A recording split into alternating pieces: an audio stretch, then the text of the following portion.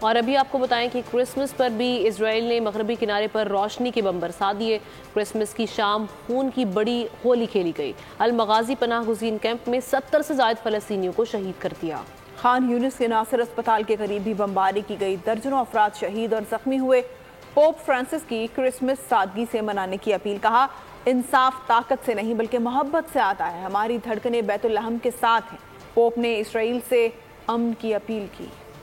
Christmas کی شام بھی اسرائیل غزہ میں فلسطینیوں کے خون کی ہولی کھیل گیا۔ 89 دن سے غزہ میں جاری اسرائیلی بمباری کا ایک اور وحشیانہ دن۔ المغازی پناہ گزین کیمپ پر قابض اسرائیل کی بدترین بمباری رہائشی گھروں کو نشانہ بنایا۔ خوف اور دہشت کی فضا میں فلسطینی شہریوں کو، شہداء اور زخمیوں کو ٹھیلوں پر رکھ کر اسپتال لے جاتے ہوئے دیکھا جا سکتا ہے۔ خان یونس میں ناصر اسپتال کے قریب اسرائیلی بمباری کا حال اسپتال لائے جانے والے 2 زخمی بچوں کی چیخوں سے لگایا جا سکتا ہے۔ خان یونس سمیت غزہ پٹی، المغازی اور بوریجی کیمپوں میں اسرائیلی حملے میں درجنوں فلسطینی شہید اور زخمی ہوئے۔ اسرائیلی بمباری کرسمس کی پوری رات جاری رہی۔ مغربی کنارے میں جنین پناہ گزین کیمپ، بلاتا کیمپ اور بیت الحم میں قلقلیہ پر بھی میزائلوں کی بارش کی گئی۔ جنین، نابلوس سمیت مقبوضہ مغربی کنارے میں اسرائیلی فوج کی غیر قانونی کارروائیاں جاری ہیں۔ علاقے میں رات بھر روشنی پھیلانے والے بم بھی برسائے گئے۔ فلسطینیوں کو اغوا کیا گیا۔ پوپ فرانسس کو ایک بار پھر اسرائیل سے امن کی اپیل کرنا پڑ گئی۔ بیت الحم کے عیسائی بھی دعائیں دینے لگے۔ ہولی فیملی کیف چرچ کے فادر ابراہیم کا کہنا ہے کہ یسوع مسیح کا مقام پیدائش بیت الحم آج سے قبل کبھی اتنا دکھی نہیں دیکھا گیا۔